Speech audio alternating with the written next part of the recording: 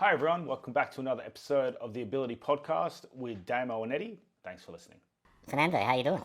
I'm good. Thank you for inviting me. Thank you for joining us. Welcome. Yeah, Eddie, how are you?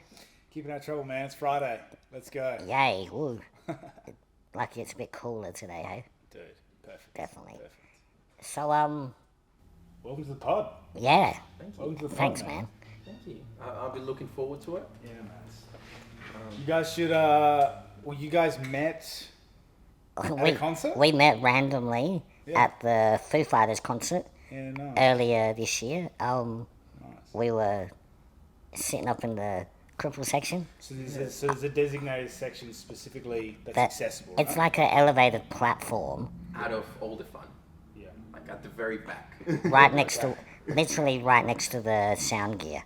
Does that make it easier to get tickets, though? No. To venues sometimes? But it also means you're a bit more, like, just set aside. You're just isolated. You're very isolated. You're not part of the in crowd. Okay. Um, And you are a bit pushed off to one side from the concert? It Or? was sort of middle, but nearly probably 3/4 of the way to the back. Okay. Yeah. But what happened? You'd had enough?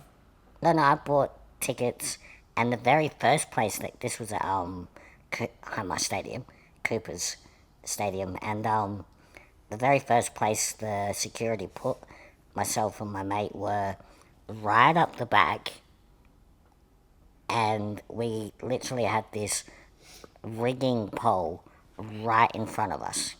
No other options? No other option. And my mate got on the site and checked out where we were sitting and how much those tickets were worth compared to where he was sitting, and it was the exact same price. Well, Okay. it was funny because for me, I actually only realized they were coming like 2 days before the concert, and I bought the tickets to be like at the very, very front. Really? Yeah, so to be like in the mosh pit and whatnot, without knowing that it was a mosh pit, but still, I was like, I want to be like next to the fun. I don't want to be like at the back You just or like. didn't care about the risk or anything, or if you thought there might have been issues No. with getting in, you Well, just we- stuff I want. I just wanna have good seats, like be able to see everything and like And we generally don't care about risk, do we?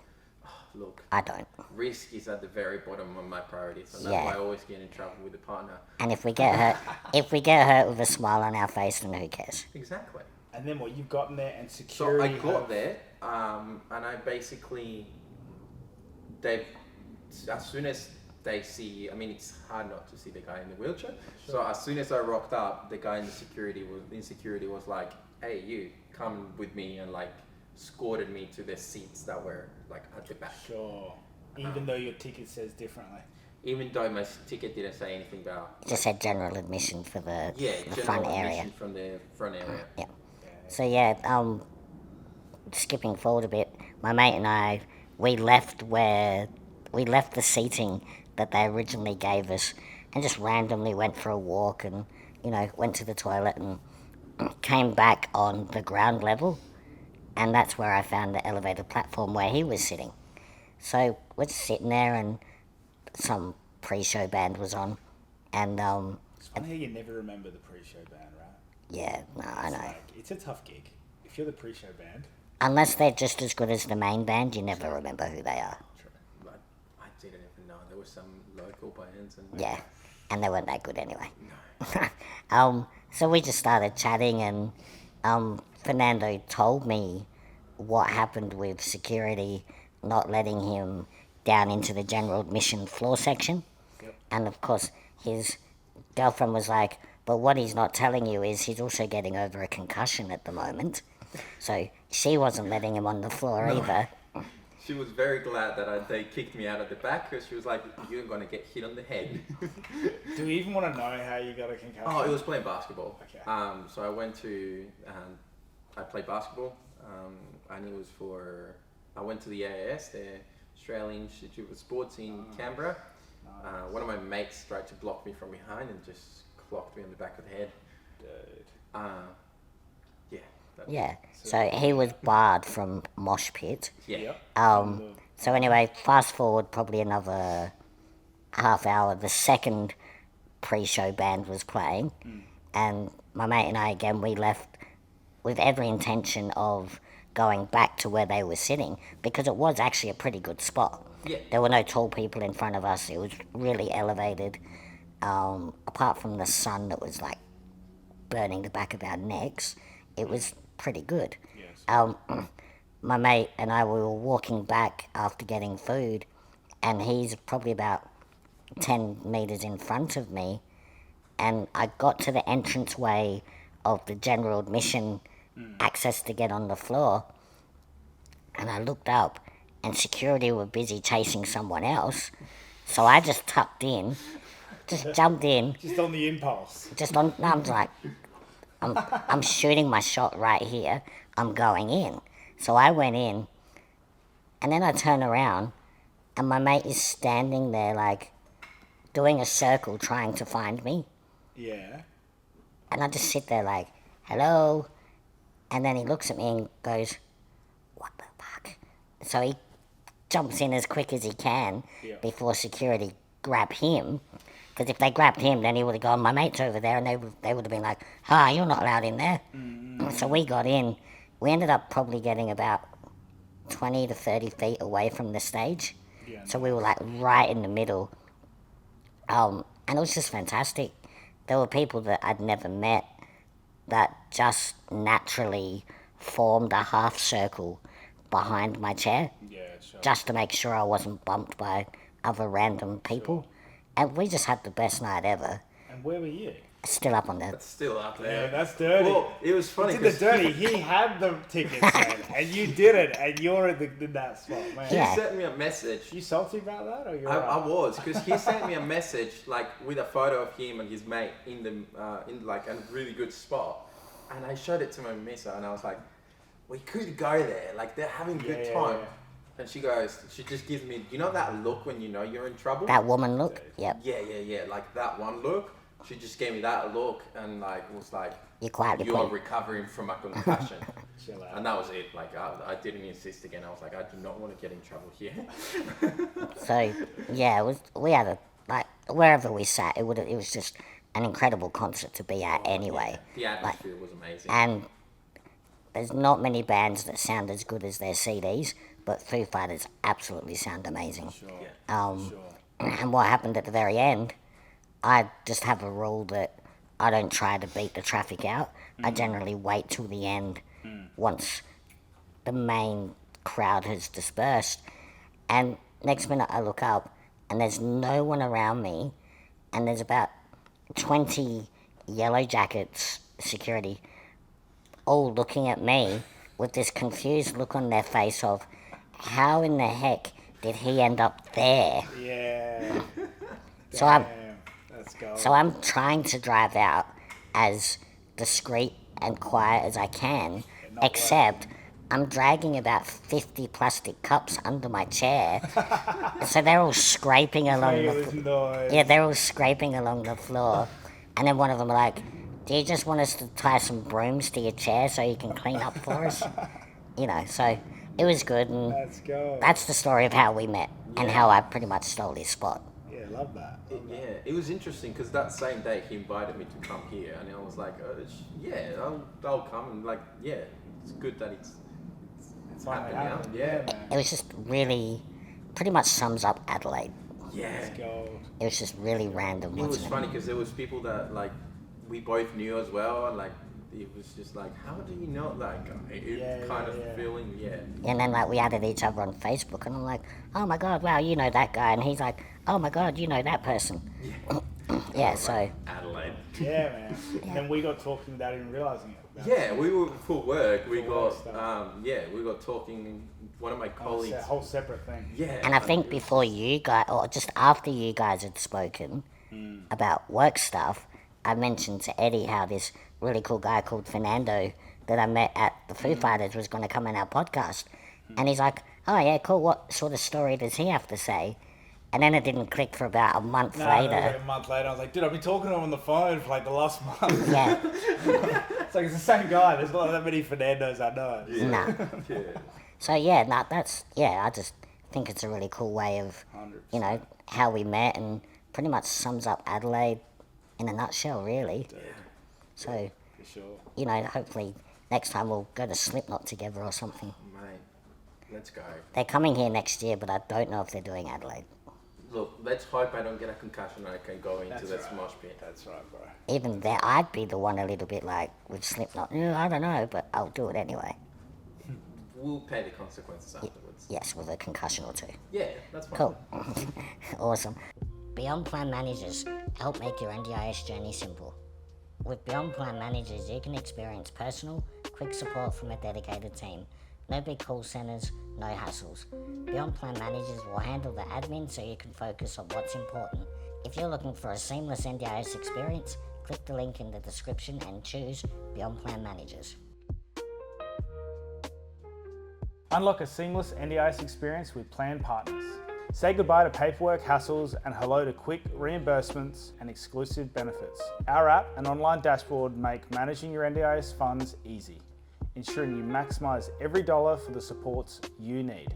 Choose Plan Partners for expert advice, simplified fund management, and a focus on your goals. Click the link in the description to get started. Tell us about you. Like where you come from, who you are, what you do, from nappies till now. Yeah, From for Chile, sure. right? Yeah, so I was born in Chile a few years ago. And both your parents are from Chile? Yeah, both of my parents are from Chile. Fast forward 2 years, I had a car accident when I was 2. You were driving it too. Mate, things you do, you can get away with overseas. My dad was driving in the middle of the night. We went away for a weekend for, I believe it was my brother's birthday. Yep. And he was driving in the middle of the night, very fatigued. He fell asleep while driving.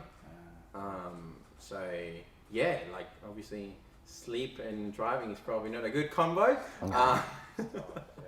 And yeah, the somehow what made me ended up with the injury, and the other 2 people, my brother and my dad, didn't have any injuries at all, is that somehow along the way I was too smart for my own good and I managed to get my seatbelt off. Uh-oh. So when the car hit the side of the road, because we were going down a windy road on a mountain, when the car hit the side of the road, obviously I wasn't wearing a seatbelt. I landed on the floor of the back seats, and all the crap in the car ended up on my back. So yeah, spinal cord injury. So I guess you probably wouldn't remember it. Nah, I mean I was only 2.5, so That's probably a good thing then, hey? 100%. I feel like I am always tell people that I'm so grateful that it happened when it happened, because I know so many people that, over the years you get to meet people that have similar stories, and I've met people that are 30 in their 30s and they've got kids and stuff, and all of a sudden something like that happens, and it's like, well, not just for them but for the kids. I mean, it's like, well, yesterday you were able to like grab me and put me on your shoulders, all of a sudden you can't, and like it's hard for you to explain that to a 3-year-old or whatever. Like I've seen it so many times. Yeah, I think it's we good. probably have both seen a lot of cases like that, and for you, I mean, you may as well have been born with a disability. 100%. You don't know any different. That's what I tell people. Yeah. It's not from birth, but it's basically from birth, because I was just toddler. Yeah. Yeah. So okay. It's interesting, like chatting with a few other people, and we had Grant on the podcast. He knows Grant as well, by the way. Grant Allen, what a legend. Yeah. Listening to his story of like acquiring a spinal cord injury later in life, like his journey of then having to redefine his life. Whereas for you, it's all you've ever known. Yeah, even for him, like I haven't spoken too much about this with him, but he had it, I'm pretty sure, while riding his bike. Yeah. So like, even for that, like his whole life was around bike. So like, I would imagine, and this is me making an assumption, him getting used to it would have been a lot harder than me, that it was just from birth. And like, I got really lucky because I've got the most amazing mum in the whole entire world. She every year for winter we would go to the snow, and like she wouldn't make a deal about it. She wouldn't care about it. She would just like, my brother would do skiing and she would chuck me like on a little sled thing, and he was like, Just give you a shove down the hill and Yeah. hope you don't hit a tree, right? Exactly. So like, no one ever made a big deal about it. Like she would take me to the beach every summer.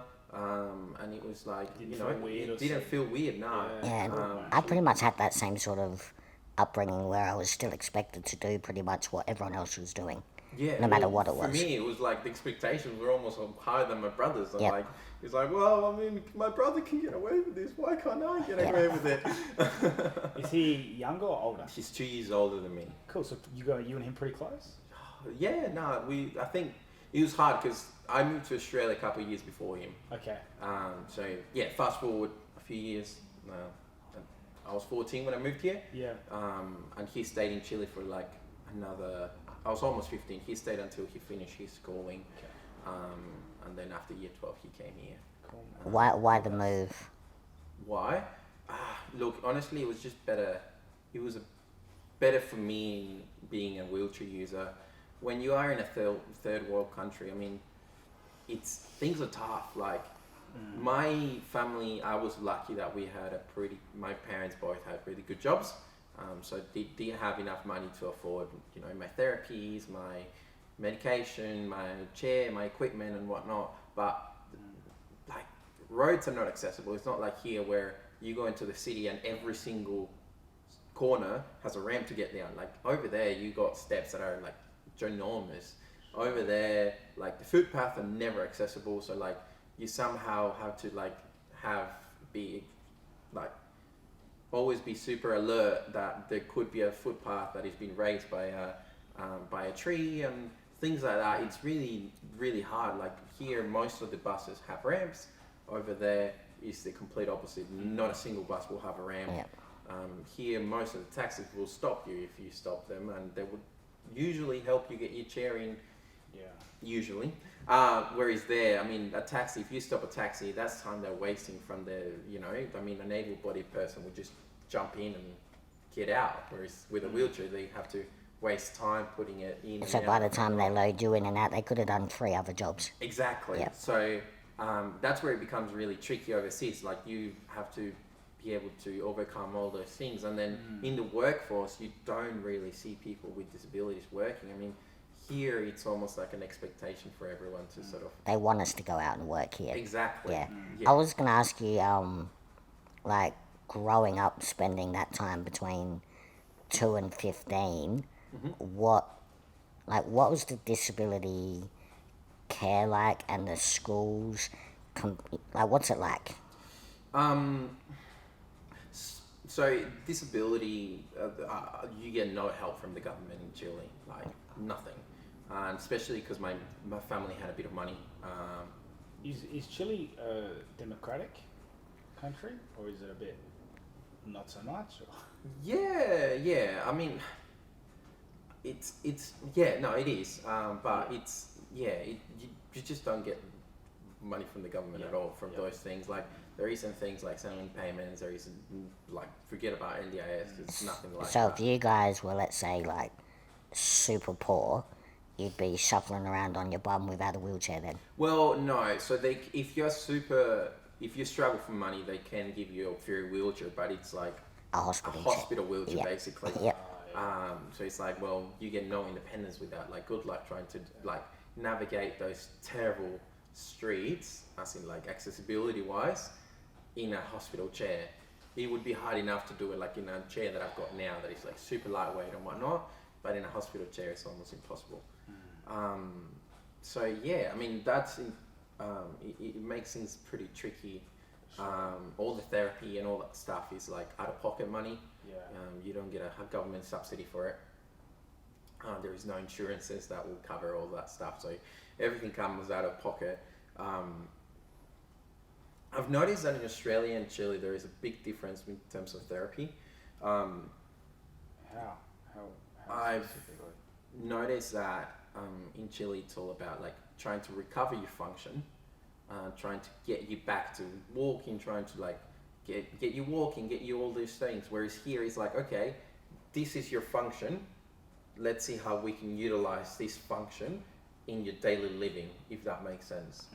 Like, let's see, all right, you can only do this. Okay, how can you like? So basically learn to make the most of what you've got. Yes. Yep. Yeah. Okay. Yeah. Whereas over there it's like, all right, let's try to get more, which good and a bad thing, I guess. Well, It's I pros and guess cons for both. when you've got a completely broken back or neck or whatever, even they need to realise there is no coming back from that. 100%, yes, yeah. But, yeah, no, 100%. Yep. Yeah, so then I moved here. And And you came over early because it was just going to be easier for you. no, that's when so we actually applied for the visa in 2010, I believe, and it took like 3 or 4 years to get approved. Yeah. At that time, we generally didn't think it was going to get approved. We were Not many like, people from Chile coming to Australia then, or? it's just that it's really hard. I'm like, we Yeah. were lucky that we did it when we did it, because now like the price of the visa are ridiculous. Like if you want to just move, you're looking at like $50,000 per person. It's ridiculous. When we moved, it was a lot cheaper.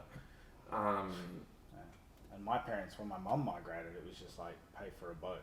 Yeah. You know, like come over. You know, 100%. Wow.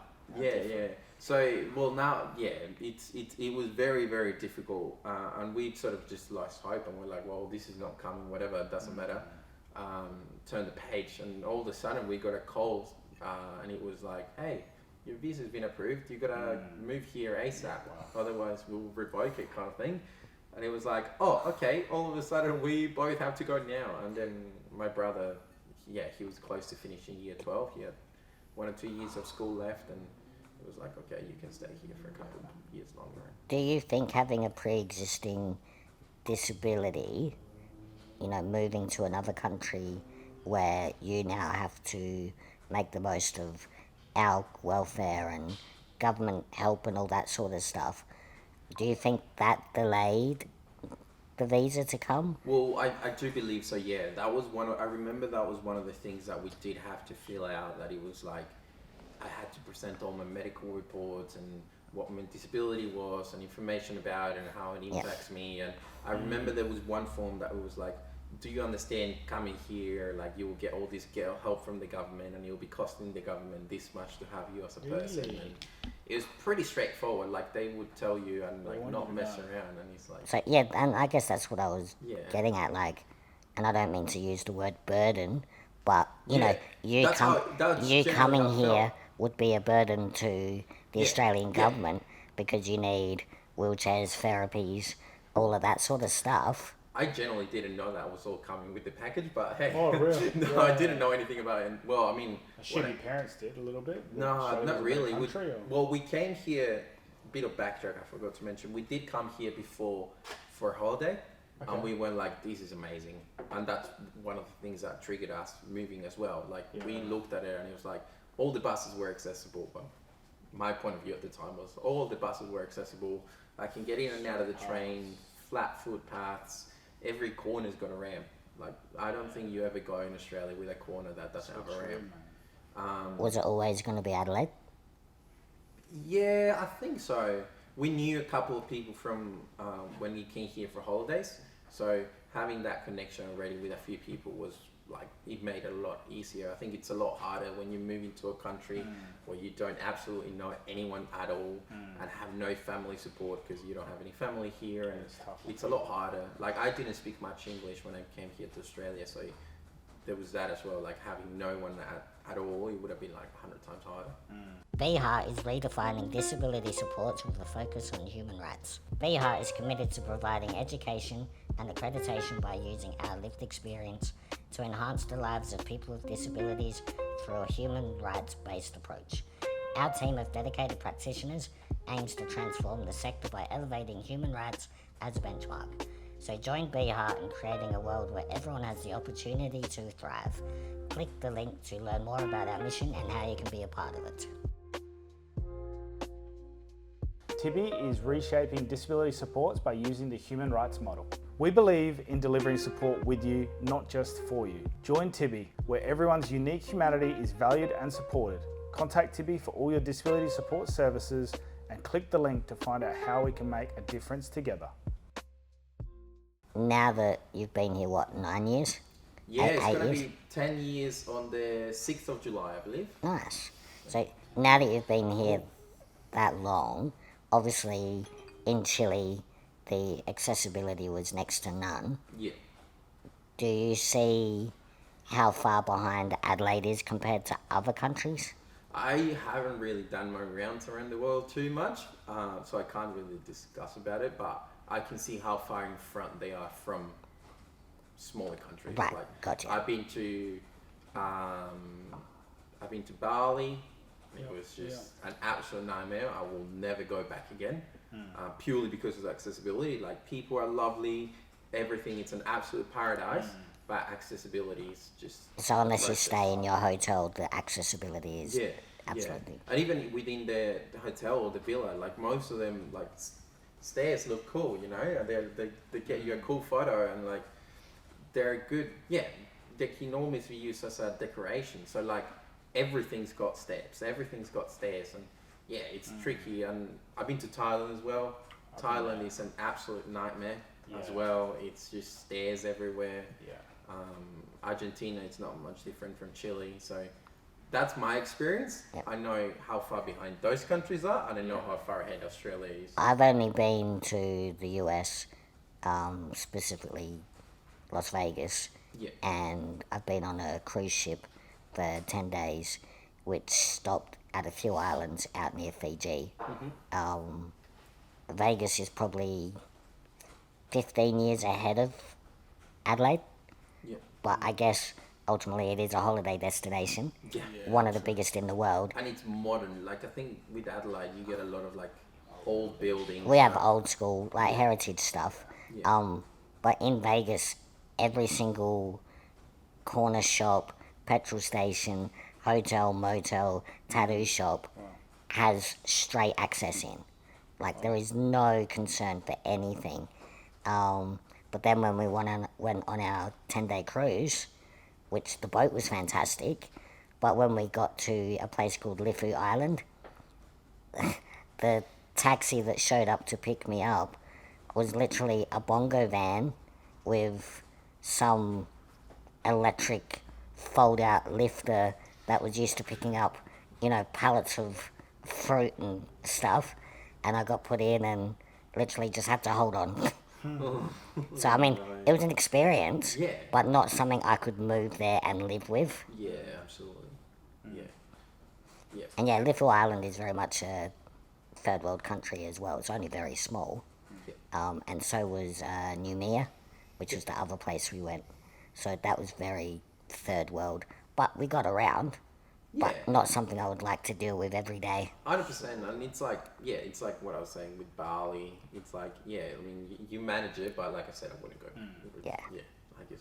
Have you found all the different cultures, like even the Chile culture as a community? Obviously, not very accessible, but the community towards disabilities compared to Australia.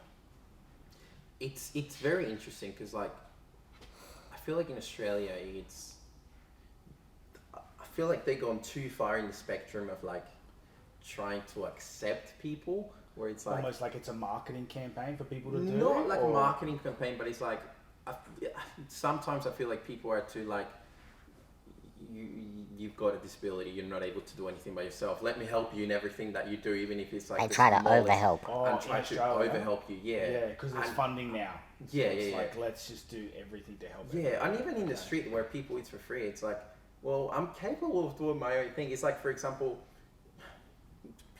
like, I don't know if this is a good example because it doesn't fit, but I'm pretty strong in my upper body. I can open a door by myself, but like Great sports. someone like running out and going like, let me open it for you, or like, I'm like, I can open it for myself, it's okay, and then they still go, no, I will open it for you. It's like, well, I mean, you should at least respect that I've said I can do it myself. Yeah. But then at the same time, we don't want to be an absolute rude person, and Yeah. I have that all the time. I can't open doors, Yeah. but I can generally push them open with my chair. Yeah, And if people want to help me, I generally let them. yeah, But then, like you, I do get a bit frustrated because they try to squeeze past you to get to the door to try and open the door, Yeah. and they actually make it harder and longer to get in. yeah, 100%. And sometimes with my drink on the table, I look awkward when I'm leaning forward to get my drink. But if someone says, "Oh, here you go," and literally shove it in my face, it makes it even harder. Yeah, for me, it's like when I'm trying to like navigate through like tough terrain. like for example, that's a really good one. I feel safe when I'm doing it myself. Yes. Yeah. When I'm doing myself, when I'm pushing my own chair, I feel safe because I'm really confident with my chair. Like if I'm going through a patch of grass, I feel super safe. Like I know I can see the limits. there is a hole there. I can see there is a big rock there. I know if I hit that patch, my chair is going to tip. If I get someone that just comes across and he's like, let me push your chair. And they seem to think the faster they go, the quicker they can get it done. Yeah. But all that means is the faster you go, the quicker you're going to end up on your head. Yeah. And so many times I've tipped over because people are like trying to help, and it's like, People dude. are like mainly just using wheelbarrows at home, right? If you think about it, like most people are like just cruising around in the garden, and they're like, or maybe it's similar. yeah. I have a no push You've had policy. people falling out. Well, I remember, like, I can tell you so many. Like, for example, sports day at school, it was in the oval, and I remember one of the kids just like out of like it was one of the nicest kid in school. Like, it was the one kid that everyone is like you know, this guy's a good dude. Out of just trying to help me, it was like he just grabbed my chair and accidentally, rather than pushing forward, pushed it down, and straight away tipped myself backwards. And I bet he felt absolutely terrible. And Right? he ended up on top of me, which was so funny. Oh no! I was laughing because I thought it was funny where everyone started, like the nicest dude in school, everyone started He's giving nailed him that, crap. yeah. And it was like, dude, you flipped Fernando out. How could you? And I just thought it was kind of funny, but yeah, like I don't feel safe when people are pushing. I me. don't either. I hate it. I can't. It actually makes me physically scared. Oh, it makes me so anxious. Yeah. I remember, it's. Like if my battery in my wheelchair goes flat, I will sit there and call a cab. I will not let anyone push me.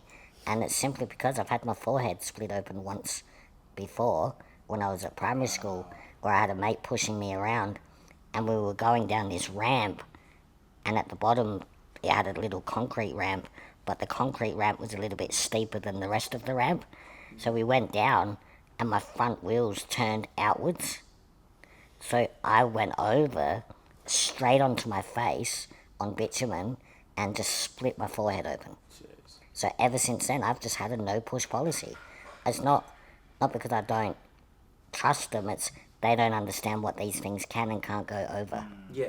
Well, and the thing is, like, for example, my chair, the front wheels are really, really small for a reason.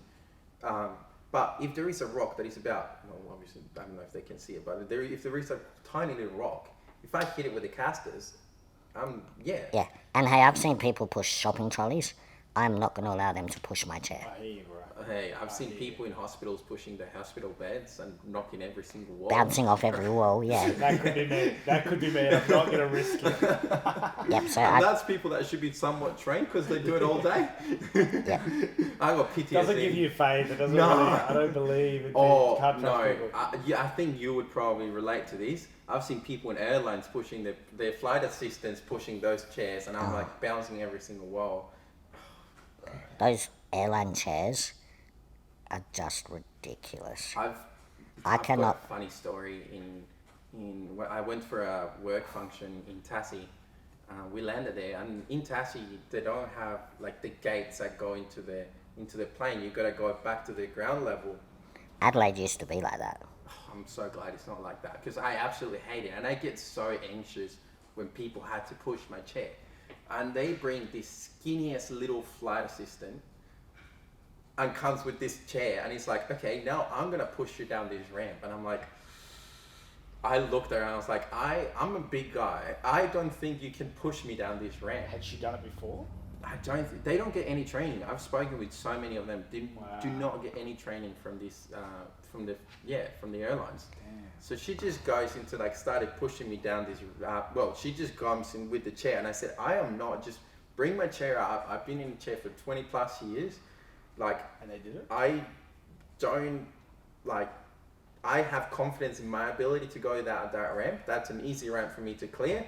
I don't have confidence in your ability as a little person to push me down this ramp. They refused to do it. I said, I'm not moving until you bring my chair. They refused to do it, and they said, mate, you have this word by word what they said. You have two options. You either go back to Adelaide, or you let this flight assistant push you down the ramp. What, they weren't going to let some other bigger person come and do it? Wow. So And then what? So she could. then I literally just sat there and like I had to transfer into chair because it was a work function. I wasn't there for like trip to for fun, and then I can just like have a go at someone and like, put a formal complaint and try to. And you really. Yeah, they said it was policy of the airport to do it and like whatever, and it was like, well, How'd she go? Honestly, it was scary because like you see these chairs, you know that they do zero maintenance to it. And there's no stability to them whatsoever. No stability. The side guards, I don't have, my injury is quite high. So I'm paralyzed chest down. I don't have any core. So like, if it's really easy for me to tip out of my chair, if I'm not supported correctly. So like with those chairs, you don't get any side support, nothing. So it's like, I can see myself just like tipping on the side of my chair. Like, you know, it's scary. And you get super anxious. So I was like, when I got to the bottom, I was like sweating and like really, really anxious. You were glad you actually literally survived. Yeah. Yeah. Yeah. Like people don't realize, I'm sure you can relate to this, but people don't realize how scary it is when someone It is pushes your horrifying. And with me, when I travel, they used to put me on those horrible airline chairs. But now what they do, they actually let me stay in my chair right until boarding time, and they let me drive my chair to the actual door of the plane. Yeah, that's what I tell them to do. Cause Yeah, they let me drive my chair now to the door of the plane. Then they put me in the little chair, or depending who I'm with, they might just pick me up and carry me. Obviously, you can't be carried, but with me, I can be, carried like a toddler, basically, and then I just get straight in my seat. okay. But my question is, when are our airlines here going to get wheelchair spaces? They've got some overseas. Yeah. All right. Where On a plane where there's actually a at the space for a back, wheelchair? I think it's the back section, they remove 2 chairs and they strap your wheelchair down like they do in a taxi. Like 2 chairs that can be unclipped, taken Yep, out. taken and out, put in a and wheelchair. they strap your chair down like a taxi, and you get to stay in your wheelchair. I know Boeing do it, but I don't know many others that do. There are a couple in the US that do it. It'll happen eventually because they're starting now for long flights. Look at doing like a stretch space Yeah. where you can get up and stand and do stretches. Or if you've got a kid, you can take your kid to an area where they can stand for a little I bit. can't wait to get up and stretch and stand on a long flight. I don't See, know. but they're thinking about accommodating everyone. Well, right? I kind of disagree with that because With at the which moment, with being more accessible now, because at the moment they're after COVID, they've rolled out so many smaller airplanes. The thing with smaller airplanes is that one of the things they get rid of, it's an aisle chair in the plane. So like if you have to go to the bathroom, you have to crawl into the bathroom. I was on a flight just the other day. Yeah, Adelaide to Sydney, and it's crazy narrow into the bathroom. Yeah, they don't carry a chair in the plane, so you just have to crawl. I've got a friend of mine who was in a flight from Perth to Canberra, and she had to crawl from aisle 20 to the front and somehow get into the bathroom So because degrading. they didn't have an aisle chair. And a plane to like Perth to Canberra, that would be like a 4 or 5 hour flight. Do you know what an aisle chair is? It's the little wheelchair that he was talking about that they transfer you into. Okay. Yeah. And what they do if you need the toilet mid-flight, for someone like him, they used to bring the wheelchair to you. You would transfer onto that. Yeah, They don't carry those chairs anymore. because the planes have gotten smaller. Yeah, because the planes are And smaller. they don't fit in between the aisles. They do fit in between the aisles. So now it's people just are that they crawling don't have a through it. place to store. Oh, it. that's right, yeah. Yeah. So now people are crawling through. Well, if you need to go, you just wait. Like I have a story where I was going to Canberra for basketball, and the lady there, you would know every single time you go into the airplane, you get like a lady assigned to you, and she helps you every time. And when you get in there, they do like a bit of debrief. Every single time where there's like, oh, if you need assistance, we can help you with this, and if you have any, just ring the bell. I'm here to help you, whatnot, and blah Yep. blah blah. And they do a debrief before every single flight. This lady does the debrief to me. Then halfway through the flight, I just nature calls. needed to go and press the bell. That's where I find out that the smaller planes didn't have the aisle chair in the plane, and she asked me 4 times if she could help me walk to the front, and it's like, the debrief. Why are you asking me to walk me to the front? And then she was like, "Oh, look, you can crawl," and it's like, "No, I'm not gonna crawl. Like those bathrooms are absolutely filthy. I'm not sitting." But you shouldn't have to crawl to the toilet Absolutely not. and then have all these people staring at you. Yeah, That's like, it's pretty humiliating. that's as degrading as it can be. Yeah. So yeah. Wow. Yep. Never had to think about it. And I've been told by, when they do their debrief, that in case of an emergency, only they, like, all my family that I'm with have to get off. And you have to wait. You have to wait till the end so they can carry you off. Yeah. And They I'm tell like, you you're the last, but you're going to be the last person to leave the plane in case of emergency. and I'm not the captain of this ship. I'm not going down last. Like, it's just ridiculous. And if I'm traveling with a family member that can pick me up and physically carry me off the plane, that's what I'm gonna do. Yeah. Even if they have to hide me in their carry-on luggage, I don't care. Fair. Yeah, it's crazy. Yeah.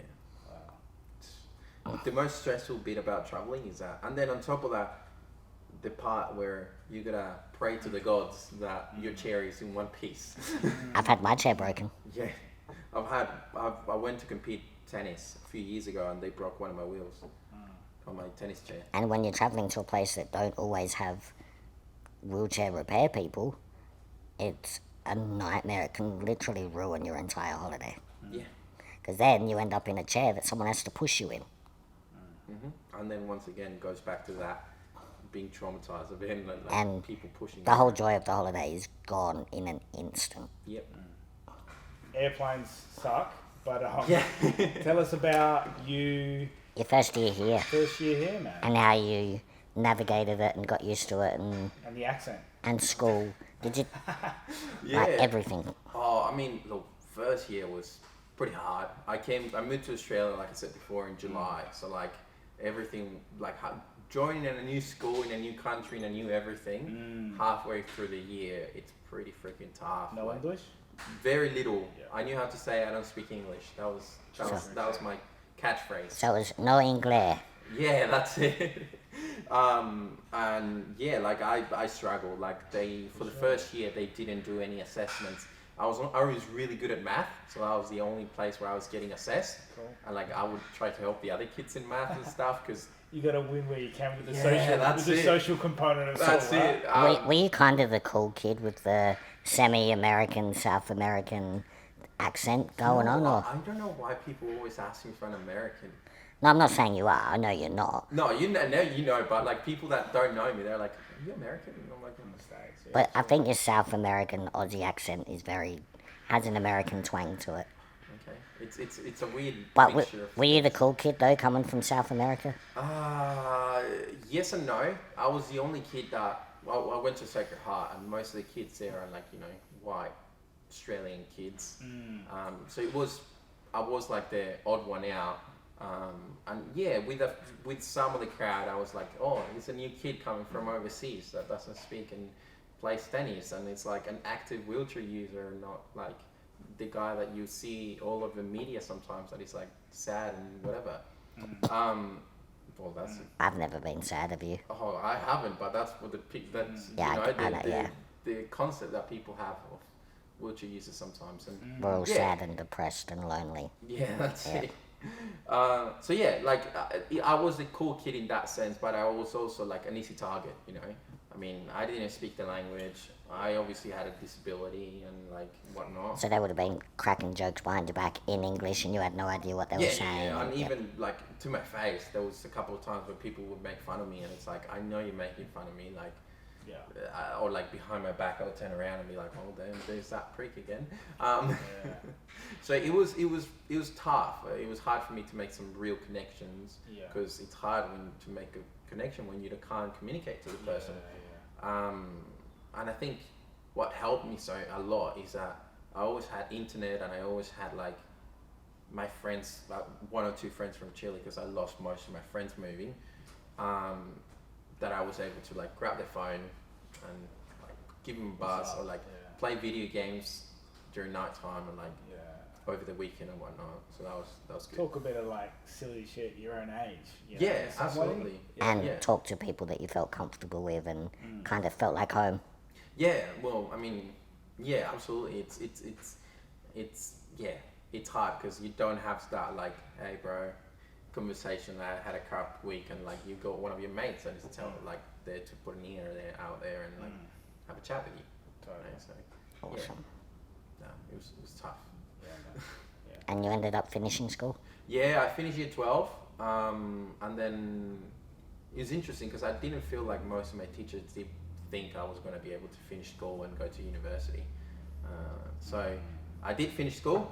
I went to university. I did a year of engineering. Then after doing that's a bit of a tricky degree to get into, isn't it? I didn't know how the education system works and how to get into university work there or any of that when I finished school. So I didn't know that you had to do a certain maths and like degrees get weighted differently. Subjects get weighted differently depending on what you do.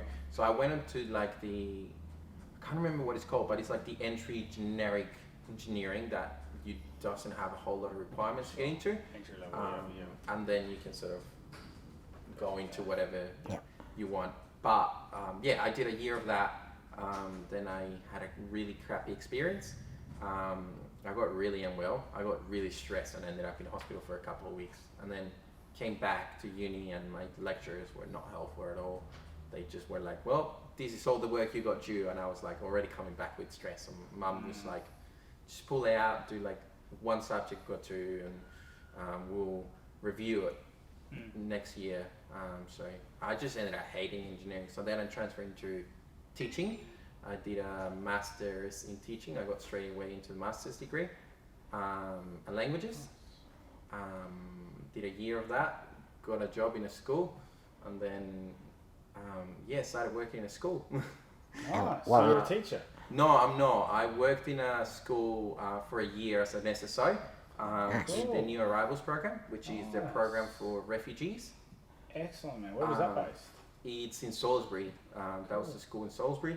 I was working reception to year 7 with refugees that came to Australia in a somewhat similar situation as me a few years ago, with like no English and just trying to fit in. Did you love it? Oh, I absolutely loved it, and You would have been awesome at it. I actually dropped university at that stage because they offered me a full-time contract, and Awesome. I was absolutely loving life.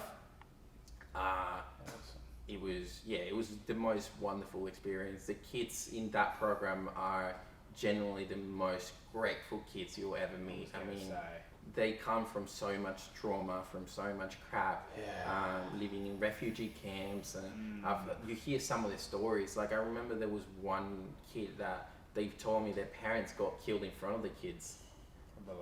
And that's not And it was by like a close family member. It's like the father got killed by his own brother or something like that. and that's not an uncommon story either. No, and like you hear stuff like that, and it's like crap. Like, and they are generally the nicest kids you'll ever meet. And it makes your story sound irrelevant compared to theirs, right? Yeah, 100%.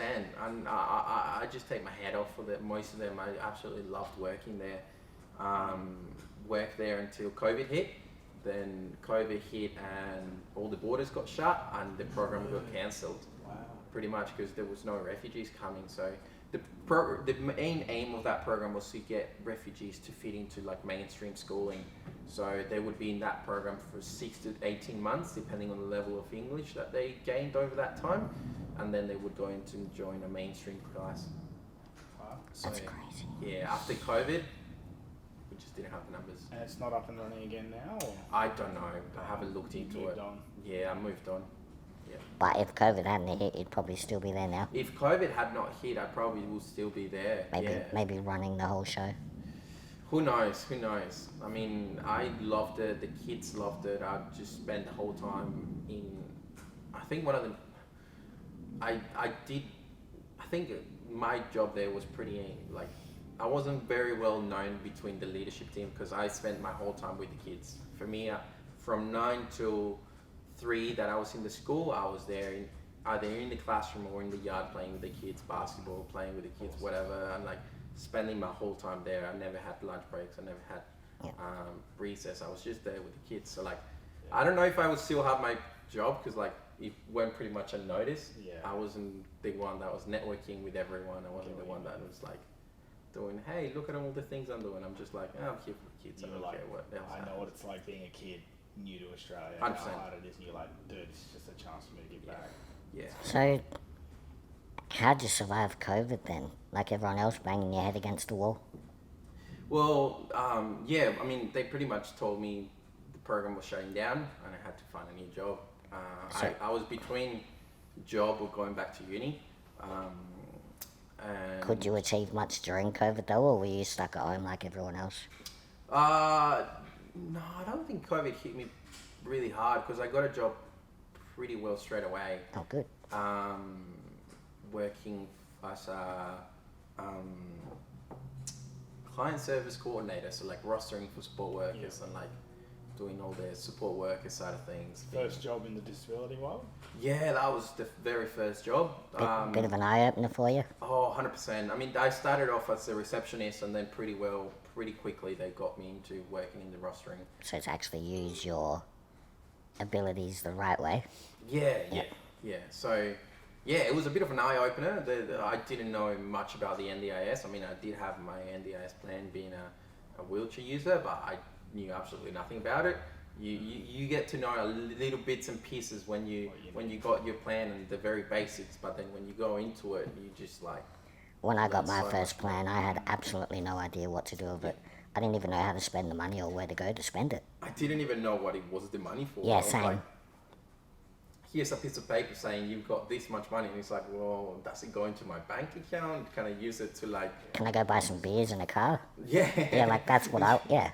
Yeah, it wasn't really well Explained. and No. it's not easy to navigate it when you don't know anything Well, I'm about glad I'm not the only one because I just looked at it like an idiot and had no idea what to do with it. it. Yeah, I mean, I didn't really have a strong network around me that like mates that had it, or I think I was pretty well one of the first people to get it. So I Yeah, was like, same. I was one of the first northern suburb people to get it as well. So I was like, no one knows about this. We were like a guinea pig that just had no idea which way to go. Yeah, 100%. No, it was. And so how'd the job go? How long did you stay there for? I was there for roughly 8 months. Yep. It was an interesting experience. I learned a lot. I saw some it was for a big company. I won't mention the name, but it was for a big company. And I saw a lot of the stuff that goes on with big companies that sometimes it's hard to keep a good quality control when you got such a big project going on. And you know, I saw some of the crap the support workers were getting away with, and it was quite frustrating. It was a frustrating experience just seeing what, you know, a support worker, for example, rocked up one day at a client's house and started taking photos because she was starting her own company, you know, and like the client called me. I think one of the things I pride myself off is I always love to build rapport with the people I'm working with. Sure. You want them to have the same good experience you've had as somebody who's on the NDIS. Yeah, right? so I had really good rapport with this guy because he would always call me, and like even though it was just to tell me what he had for breakfast, I would still pick up and spend 5 minutes with him on the phone. So he called me the next day and he told me what had happened, and I was like, this is not okay. He was like telling me how he freaked out about it because he didn't know they were coming. It was in the middle of the night.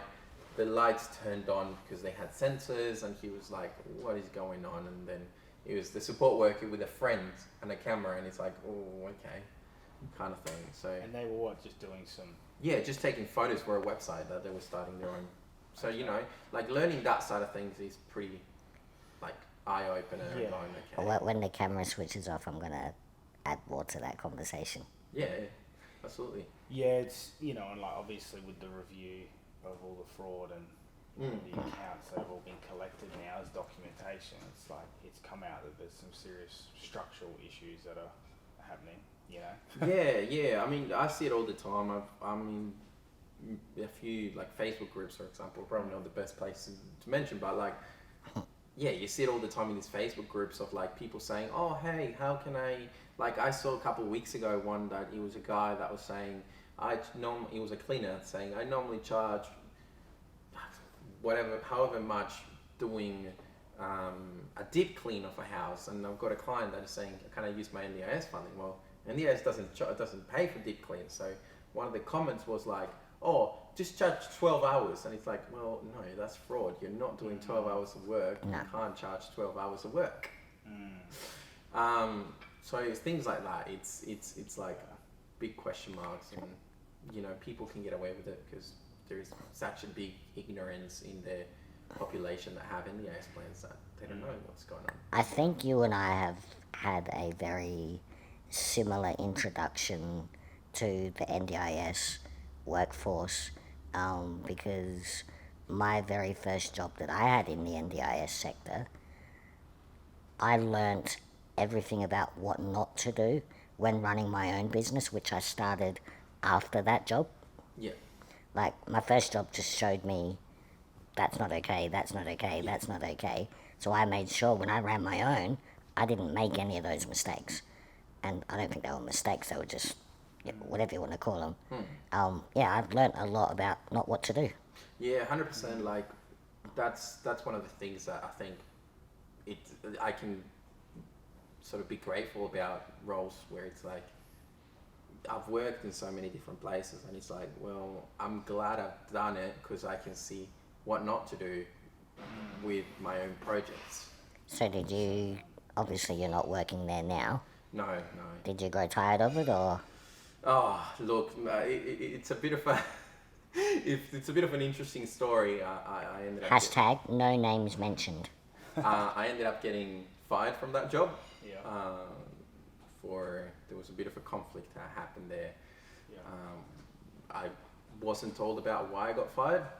The boss just rocked up on my office, said, "Mate, you didn't pass probation. Get out. Here's the box. Put all your stuff in it." And when I said, "Look, can I have some feedback? Can I just like what I've done wrong?" So I don't like. I was like, "Okay, whatever. Can you tell me what I've done wrong so I can like Fix it if it fix was it if for it my was next you. role and not Yeah. make the same mistake?" And they said, "Oh, you just didn't pass probation. We don't have to give you any feedback." That was So the really, response. they just used the loophole Yeah. to exit you because Yeah. you probably become a bit too opinionated for their liking. Oh, there was a bit more to it. So I found out the actual reason. You don't have to. If you go into it as much as you feel comfortable. Yeah, no, I found out the actual reason because someone else told me Yeah.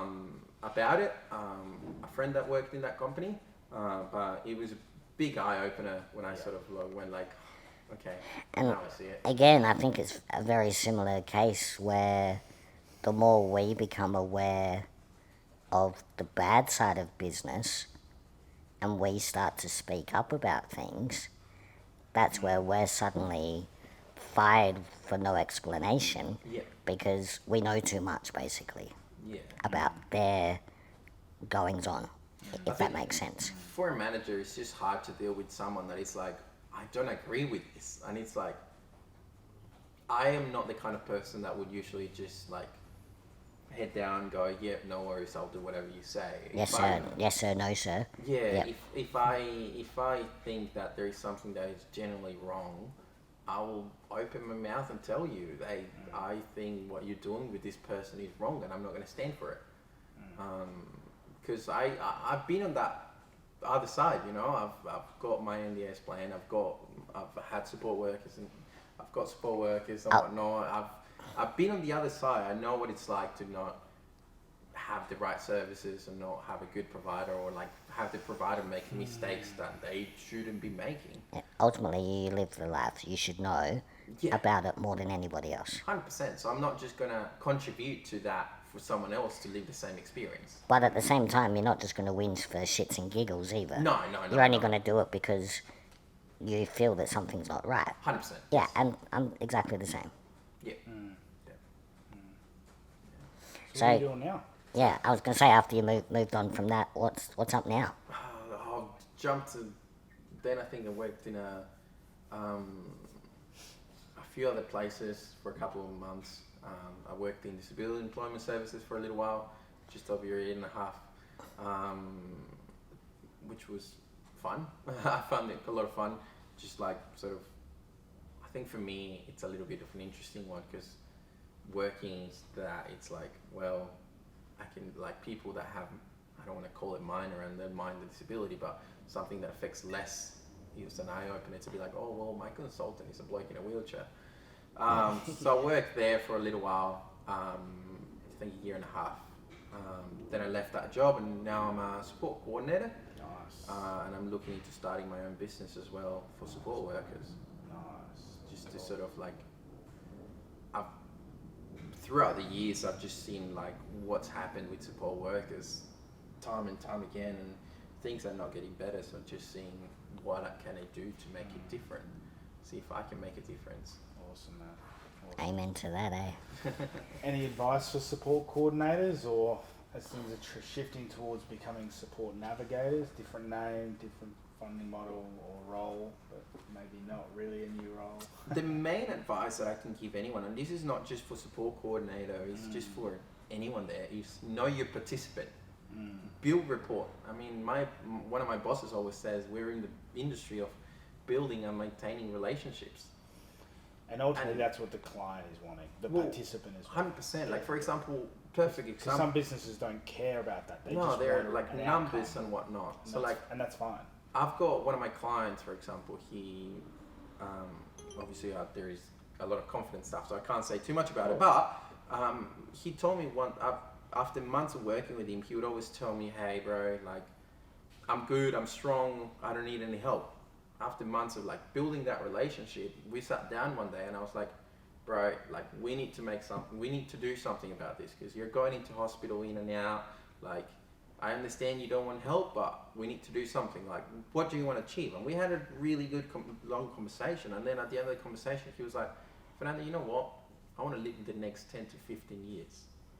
And that's where you, like me spending an hour and a half, 2 hours talking with this guy and just really narrowing down and having a chat of like, what do you need, was the chance that I got to have a chat and say, "Hey, look, actually, in order to achieve that, you need to be able to do this and that. And the way you achieve it is by getting help and doing this, doing that." And, you know, now we're putting some like real change in his life and we're able to like put in the right supports and stuff like that. But the only reason why I was able to do all those things is because I spent time and hours chatting with him. But you can also relate to him. Mm-hmm. Because I know for me, I want to be able to live my next 10 years. As you do. You want to be here when you're 40. Yeah. I want to be here when I'm 60. Yeah. You know, but it's all about being able to look after ourselves, make the right choices, have the right people around us that can help us create those right choices. Yep. And that's how people like you and me live longer. Yeah, 100%. Awesome. Love it. I had one other question, my man. Did you So, have something? I have one more. You can go first, but I've got one more as well. Sweet. Is it about the work stuff? No. Alright. I wanted to just backtrack. Thanks for sharing everything today. But I want to backtrack back to when you had the accident. Yeah. You're 2 years old. You don't remember it. Your dad's driving the car. Yeah. How did that go? How was your dad? How did that dynamic go? Yeah, I would imagine as a parent that would be a huge thing to potentially process. Yeah. pretty bloody devastating, really. Oh, Yeah. 100%. Like, yeah, I think, And feeling like you're the different one to your brother, maybe, or I don't know, like. And it's Yeah. because of him, yeah. not because of anybody right. else. Yeah, no, I never. Do some parents feel the guilt or responsibility, whether it's real or not, of being a parent of somebody with a Yeah. disability, right? Yeah. That's huge. So for me, I think a lot of people always ask me, "Oh, do you like stop talking to your father after that? Do you like, oh, not talk to him, don't look at him the same way?" And it's like, I'll be honest, like and this is gonna sound so weird, and I feel like people are gonna just like go, "What?" Nah, just say it. But I generally feel like everything happens for a reason. Amen, sister. And the fact that I'm in a wheelchair is because I was put in a situation where I can do the things that I'm doing today, like having the conversations that I'm having, helping the people the way I'm helping them. You know, who knows what would life look like if I wasn't in a wheelchair? I feel like I've been able to impact in so many people's lives Wow. by being in the position that I am. And I never looked at my dad differently because he was driving the car in first league. Dude, if I could high five you right now, I totally would. Because that is... Oh man. I think Everything happens for a reason. Good, 100%. bad, or otherwise. 100%.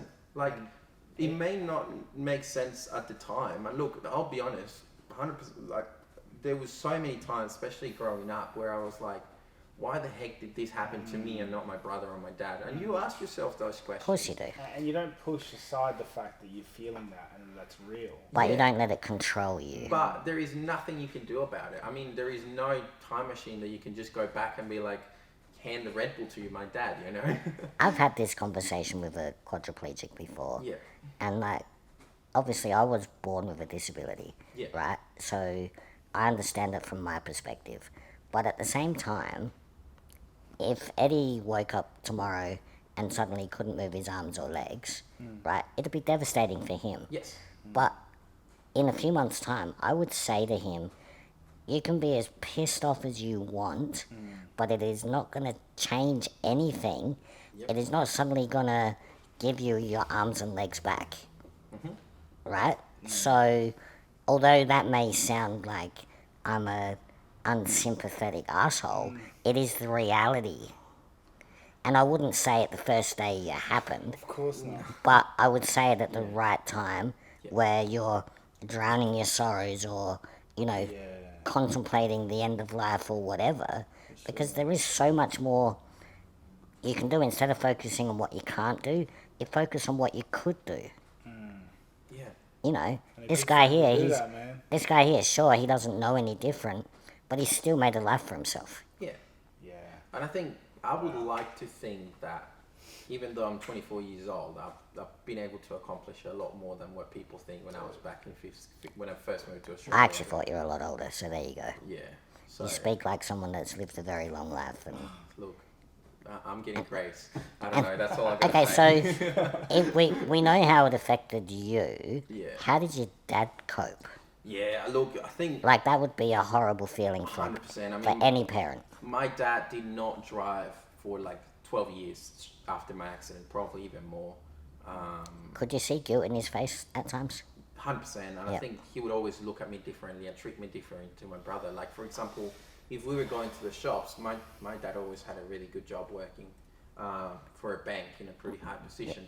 So if we were going out in the streets and we were going to the shops and I was like, oh, Dad, I like that toy, he would go inside running and like buying that toy for me. So he was always trying to make something up to you. Yeah, whereas like if my brother said like the same thing, my dad would be like, oh, deal with it. Shut up and get in the car. Or Yeah, you know, yeah. But like, you know, like a normal dad would, like, we haven't done enough time. Or Yeah, or- So I think there is definitely that like guilt from him, like trying to make up for it, or like, yeah. But it's like, like at the time I couldn't see it, but I think now that it's like, well, Dad, like, let it go. shit happens, you know.